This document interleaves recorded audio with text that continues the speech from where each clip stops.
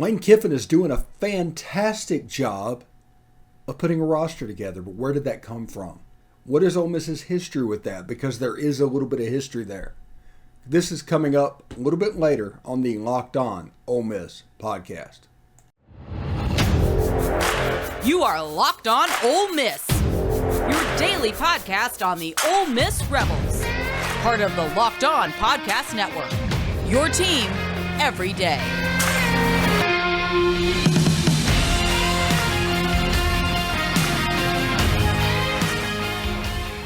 All right, welcome to the Locked On Ole Miss podcast. I am your host, Stephen Willis. Thank you very much for joining us. You can follow me right there. You can see it at the Stephen Willis, and you can catch us on TikTok at Locked On Ole Miss. We do videos there all the time.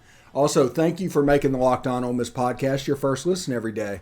We are free and available wherever you get your podcast, including YouTube. So subscribe to the YouTube channel.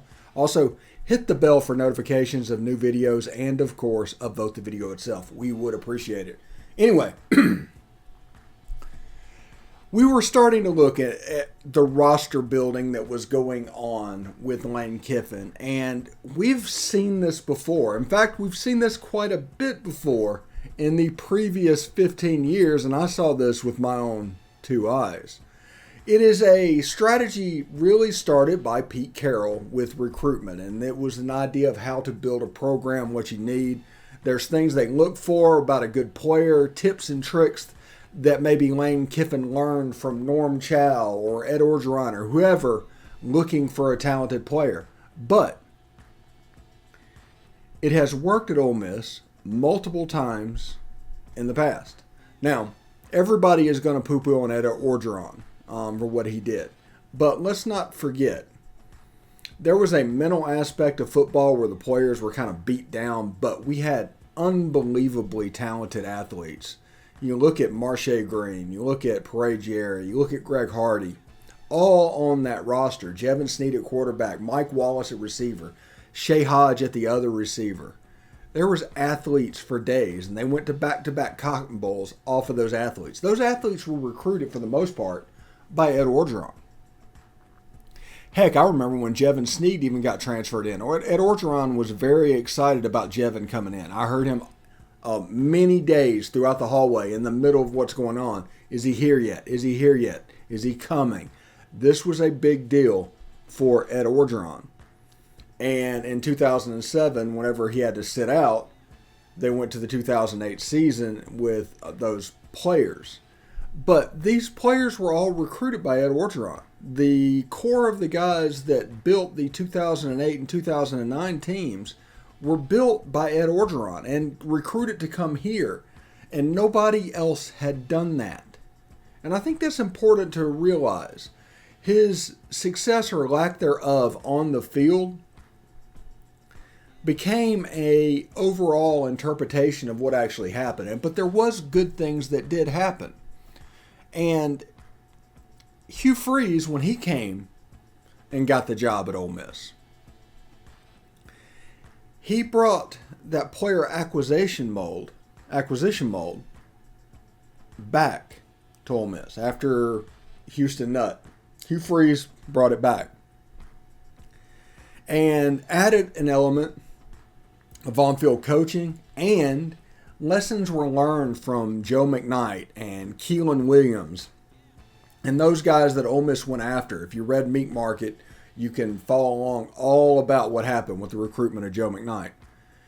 Hugh Freeze came here with that strategy, but with some lessons learned in ways to try and win on some of those high-end recruits. So you had the Laquan Treadwells, the Robert Kimdichis, the Laramie Tunsil's. Those guys, it became a realistic thing with the way that Ole Miss was trying to build their roster. So the genuine player of how they look at each one, what is a good quarterback, what is a good wide receiver, what is a good offensive lineman, defensive lineman, those things do not change through all of them. The only thing that gets tweaked is just on individual type recruitments and maybe ways that you can do a little bit better in recruiting to Ole Miss. Now, in the age of NIL, Lane Kiffin has to deal with a different set of circumstances, shall we say, than other recruiters, than Ed Orgeron or Hugh Freeze. But that baseline of how you evaluate that is a constant through the Ed Orgeron, through the Hugh Freeze, is an important piece of the Lane Kiffin program. And it comes from that Pete Carrol era, the Norm Chow, those guys at USC. That is where their teeth was cut with evaluation. And Lane Kiffin, people might talk about how good of a recruiter he is and things like that, but I think what he should probably make his bones with is as an evaluator. The players, the number of 3 and low 4-star players that turn good with him seem to happen at a higher rate than everybody else. And when he was at Alabama, all those wide receivers, Tua, Mac Jones, all of that, Lane Kiffin was the driving force behind them. So it wasn't necessarily that they were 5 stars or 4 stars or anything like that. It was that they were well weighted. And you're seeing that happening already at Ole Miss.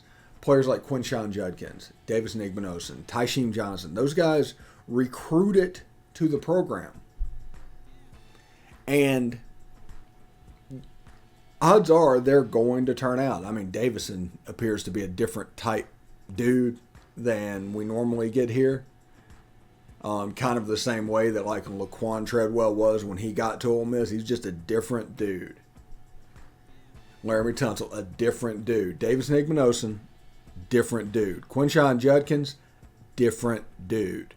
And it's all on the backbone of the way that Lane Kiffin evaluates.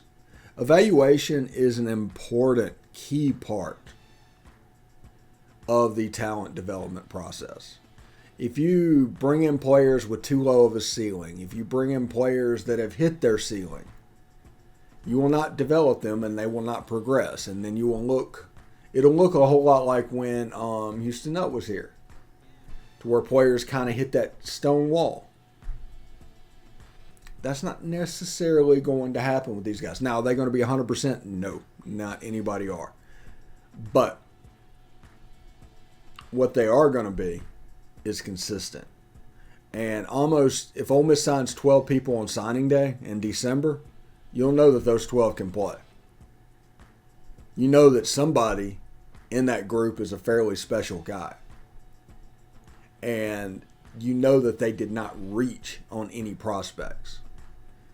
So Lane Kiffin is following the same path that his buddy Ed Orgeron did, that Hugh Freeze did, with coaches in between, basically. Matt Luke and Houston Nutt were in between. But the Pete Carrol system of recruiting, talent evaluation, and development has been installed fully at Ole Miss. And that is a good thing. That system has got us back-to-back Cotton Bowls, 2 Sugar Bowls. That system is a next level thing. Even when Matt Luke got here, he was doing parts of the system that was already in place. So understand that whenever we're recruiting, we miss out. Remember who commits. If they get somebody and take a commitment, that kid can play. I've got a high school coach that consistently gushes about Marcel Reed.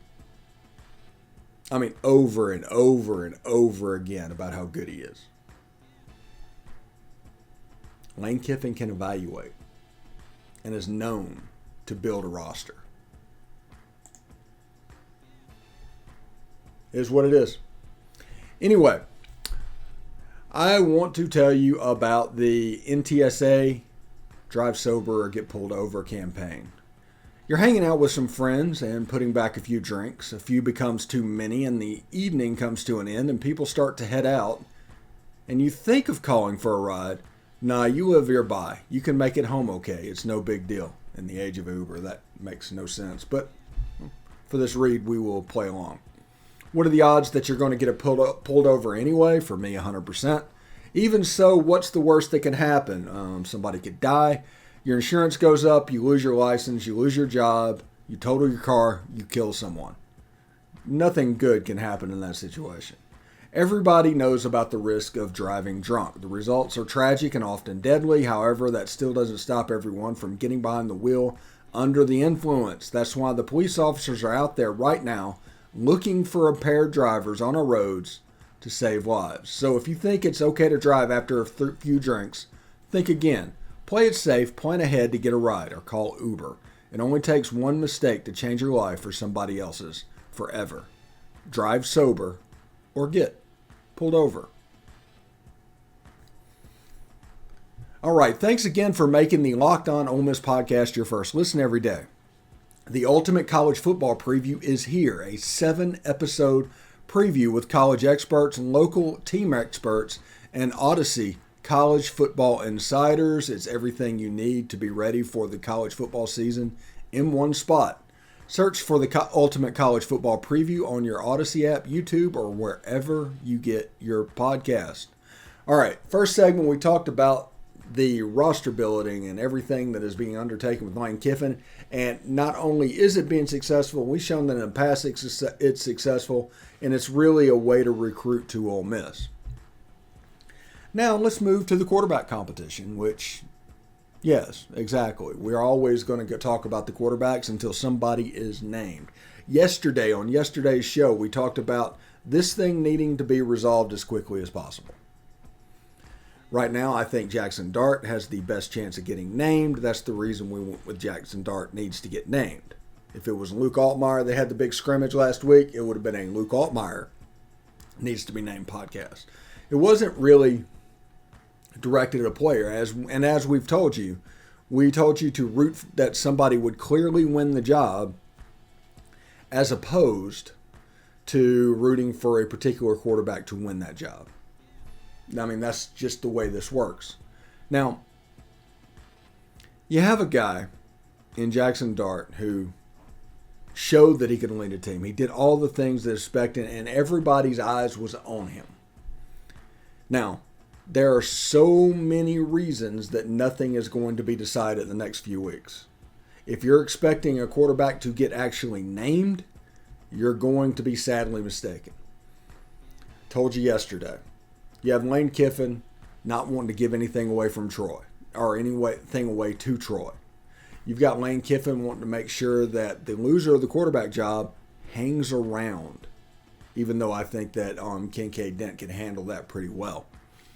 You've got media members that are basically getting subscribers and clicks based off of the storyline. They want it to go on as long as possible because they're making money on it. It's just the way it is. I've had nearly 100 subscribers or over 100 subscribers since last Saturday. It's absolutely ridiculous. So, with all these factors going against naming a quarterback, you're not going to have a quarterback named. You're not. And the best thing that you can hope for, like I told you yesterday, is watch the press conference. Watch the players' press conference. And try to get nuggets, one or two, from that press conference. They're not going to say much, but they might give you an idea of which way to look. Don't expect anything from Lane Kiffin. He's not going to admit a thing. They're talking about the quarterback situation. It became a huge story. He went into the press conference and immediately talked about Kincaid Dent and a punter that he got out of frat row, and now everybody's talking about those things instead of the quarterback competition that they went in there to get answers on. He's really good at this, folks. But every time you see a story about a fraternity punter, realize that that's basically a distraction plant to keep people from asking questions and paying attention to the actual quarterback competition that he doesn't want to talk about. Very good at this. He's so good at this. And Luke Altmaier has a chance, if he wins the scrimmage, to muddy it up a little bit. We talked to Bill Flowers yesterday, and he mentioned 2004. and how that went down. We're going to continue to talk about that because until the quarterback is named and everything, 2004 is on the table. 2004 can happen. And we're desperately trying to avoid that because that would be a worst case scenario type deal. But these guys are really quality guys. And I don't see anybody on the roster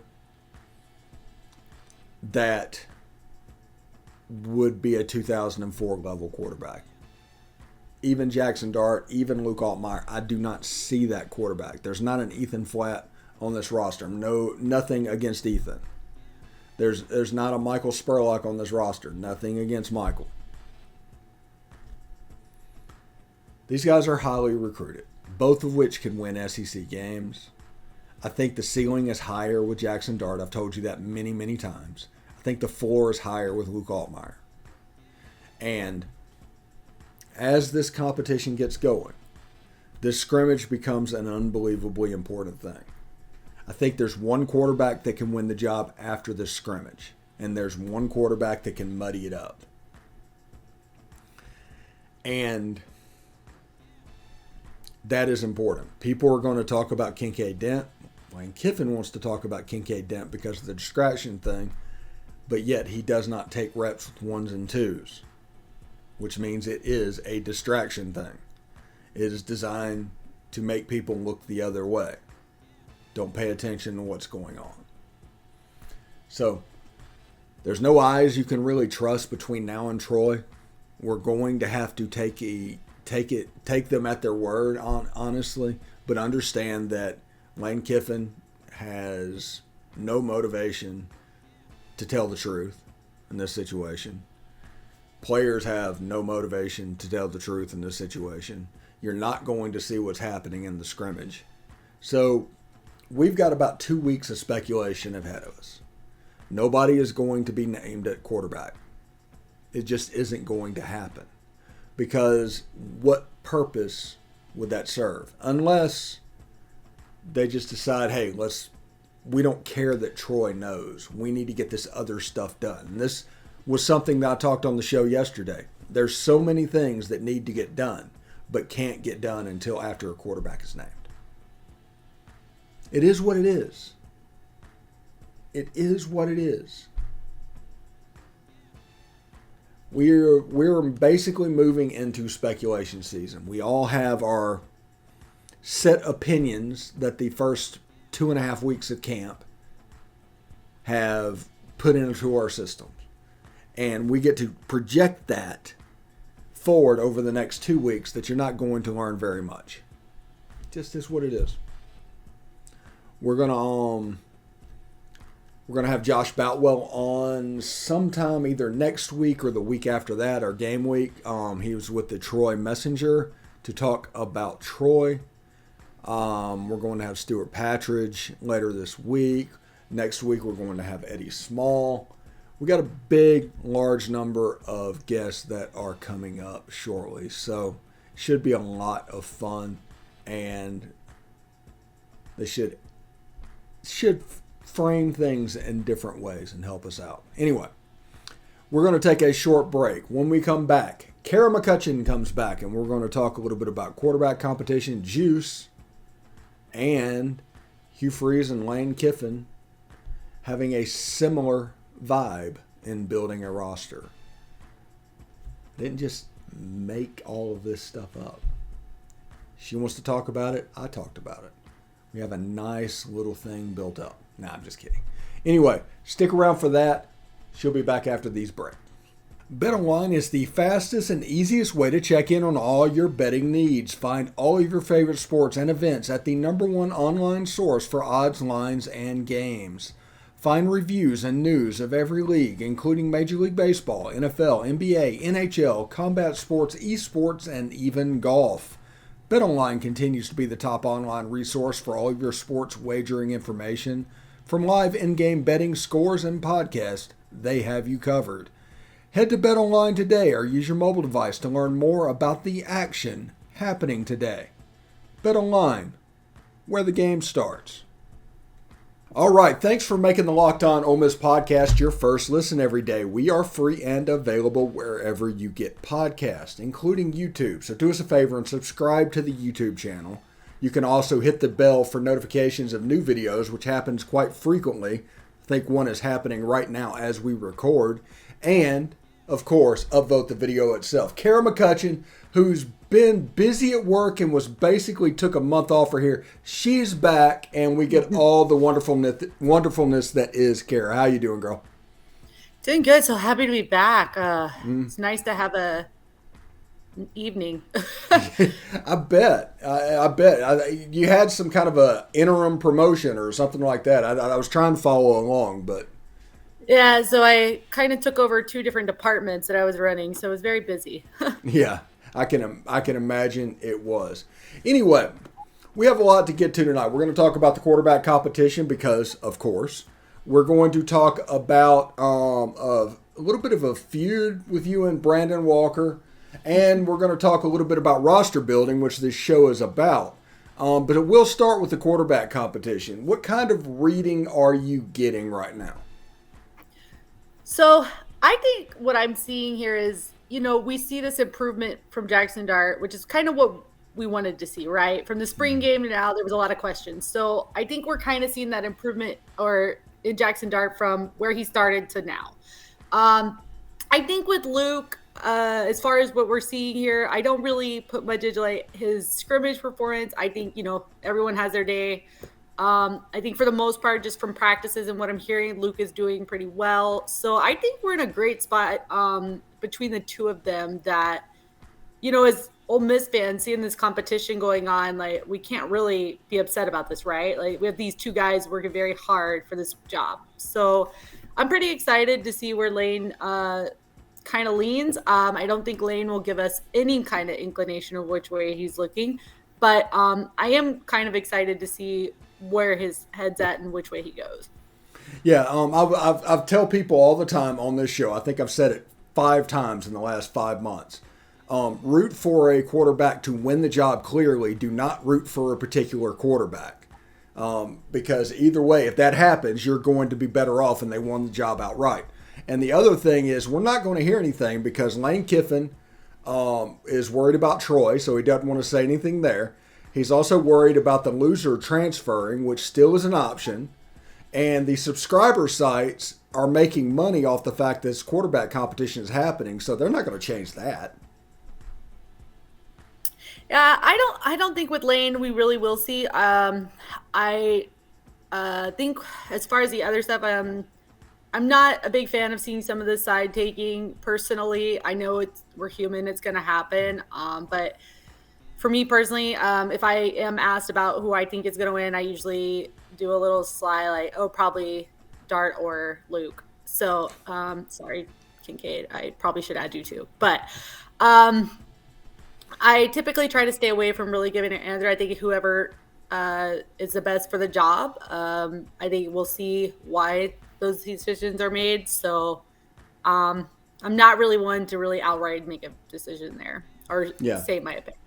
I'm sure Kincaid is a great kid and a great story and everything involved, but you need snaps with the 1s and 2s before this is actually considered a job, in my opinion. And he might be doing really well. I think he was 5 for 5 for 50 yards and 2 touchdowns Saturday. But we're not going to take this seriously until he's getting reps with the 1. And you know what? We're out of time. We're not going to know if he's getting reps with the 1s from here until the first game.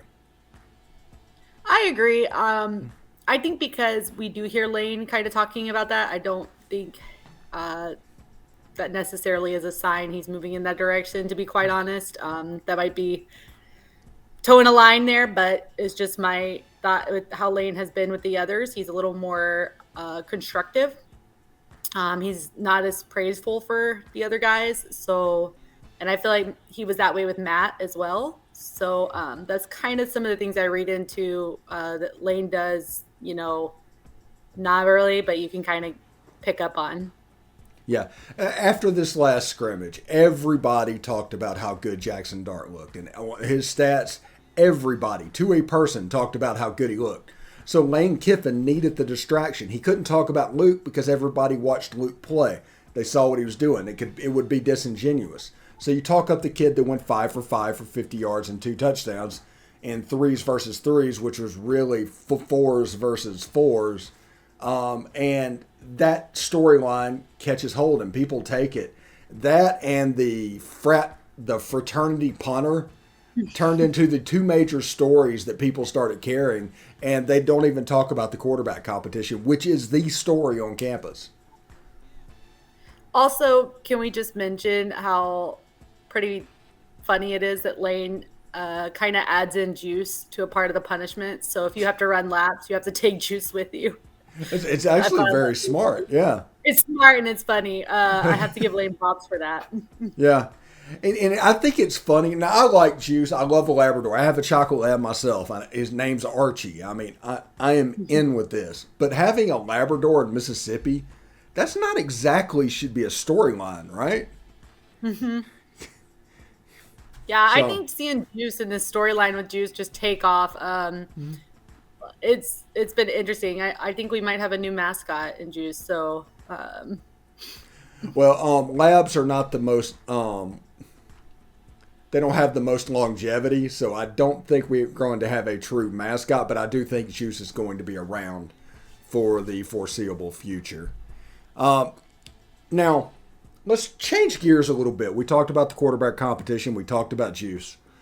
Now, I understand that you kind of got into a little bit of a Twitter feud with Brandon Walker, and it was resulted in you getting blocked. Talked about that.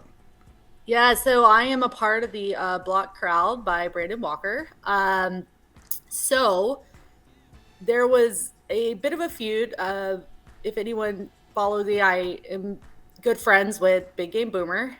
And so there was a feud that started between Big Game Boomer and Brandon Walker at the time. And I decided one night I was just going to jump right in there. And I had made a comment that he had said something about Big Game Boomer should be done or something, and I said, well, if anyone should be, we end E-Indy Brandon Walker, which somehow was taken into I was already a hit on him, not so much to say his career should end. So this got into like the Mississippi State 247 guy starts commenting on this, and he starts going back and forth with me, and I start going back and forth with him, and he was kind of like, wait, which 247 guy was that? Steve Robertson? No. Okay, so it was an under. Okay, it wasn't the head guy. It was an under guy. Yeah, it wasn't him. Like Robbie Falk or somebody. That's what it was. Okay. So Robbie keeps quoting me, and he's almost, you could tell, trying to get drag me, trying to get, and nobody's really biting it. So I'm kind of pushing back at him, going, "Oh man, this sucks for you. You're really trying to drag me, and it's going nowhere. Your fans don't even care about Brandon Walker." And so I kind of push it a little there, and so it kind of turns into this where Brandon Walker gets involved, and somehow it goes into the Unnecessary Roughness podcast, and next thing I know, I'm blocked. So one of my friends decides she's going to go and defend my honor, and somehow it comes out that he starts talking about women at Ole Miss and how our appearance or different things about Ole Miss. So I kind of called him out for taking things to a low level, and his Casey Smith, I believe her name is, got involved. And so, yeah, I had a fun time but I'm still blocked, by the way. I'm still 100% blocked. Yeah, I do not talk trash. I don't engage with any of those people, but I hear stories like that all the time. And I'm pretty sure Big Game Boomer is blocked, but his feud back and forth, of him putting College Town's tears and just the bottom one was Mississippi State, that was unbelievably pointed. And it was just basically designed to make a list to piss him off. Yeah, I think that's calmed down a lot now, but I definitely had to laugh at those. I think Ole Miss fans really hit the ground running on getting those lists out there and sharing those. So it was fun for us during that time. Yeah. People don't realize, but I have a philosophy on stuff, especially social media. and is basically you have to choose to be canceled. You have to choose to be for it to work on you at all, whatever they're trying to say.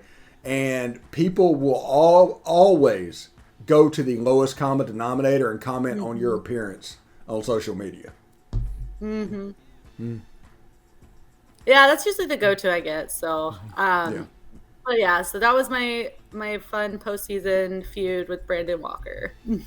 Yeah, I get all the time calling me an old person, all the time. I mean, it never even. It's like, yeah, that's not an insult. I lived those years. I know I'm an old person. Yeah, I'm not trying to be 25 anymore. Yeah, Twitter responses are fun. Yeah. All right. Before we get out of here, scrimmage number 2, Saturday. What are you hoping for? So I actually want to hear more on the defensive side, to be quite honest. I want to hear more of what's happening, what they're seeing there. I haven't seen as much on that as I'd like to be quite honest. I am always interested in the QB battle, but I kind of want to hear a little bit of more of this stuff and how that's coming. I think there was a discussion of certain, I believe it was Jalen Robinson and his health. So I'd like to hear a little more about the wide receiver room, how the wide receivers are shaking out. I want to hear more about with our tight ends, the running backs. I'd like to see a lot more the production that's going on there, but really defense, to be quite honest. I'd love to hear more about what they're thinking there, where some of those things. I've seen a lot of great things, as I call him, Iggy. I've seen a lot of great things about Iggy. I've been following him, so I'm very interested to see what he will do and where he lands on the depth chart.